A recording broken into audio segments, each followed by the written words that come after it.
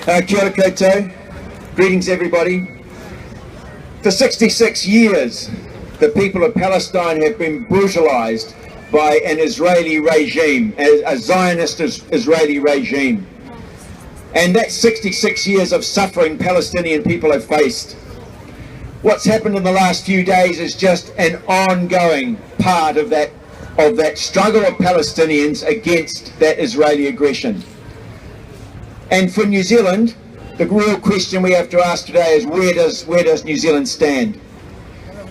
But I want to, one of the things we're going to do partway down the street is stop and talk about the media, because the media have a really important role in informing New Zealanders, but we've got a dreadfully biased, one-sided story which keeps repeated again and again and again, and we'll talk a bit about that later on. But let me tell you that every year, for the last 13 years, every 3 days a Palestinian child is murdered by the Israeli regime.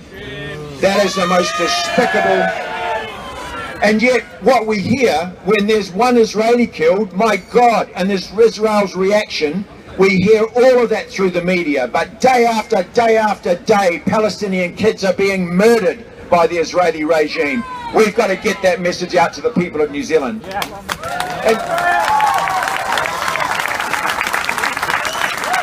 And let me say this, that the firing of rockets into Israel from Gaza has never been the issue. It is a symptom of the real issue. And the real issue is the brutal military occupation of the West Bank, a medieval siege of Gaza, the roadblocks, the ongoing destruction of the dignity of Palestinian people.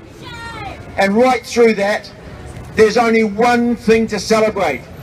And what we must celebrate today is the heroic resistance of the Palestinian people. They will not be put down.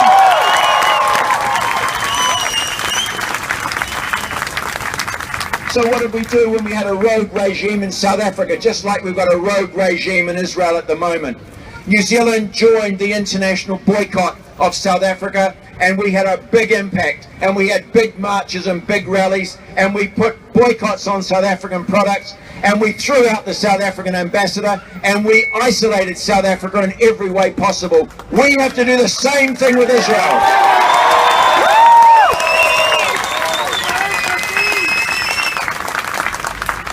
We must do the same thing, even the hard boycotts. You know, when you pick on a young Israeli tennis player, well, sorry, that young woman who came here to Auckland, she was the poster girl for the Israeli Defence Force, a poster girl for the murder and massacre of Palestinians. We've got to take on those hard ones, and we've got to isolate Israel in every way possible.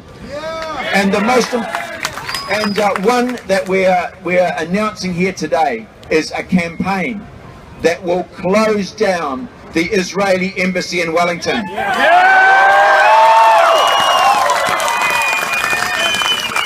You know, Murray McCully and John Key tell us that we've got an even-handed approach to the Middle East. We treat everyone fairly. That's rubbish, it's filth, it's lies. New Zealand, the New Zealand government, the National Party, McCully and Key stand firmly on the side of the Zionists.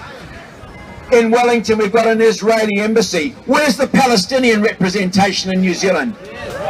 And what happens to young Israelis fresh out of the defence forces after murdering and massacring Palestinians? What do they get? They get visa-free trips to New Zealand as part of our arrangement with Israel. Shame!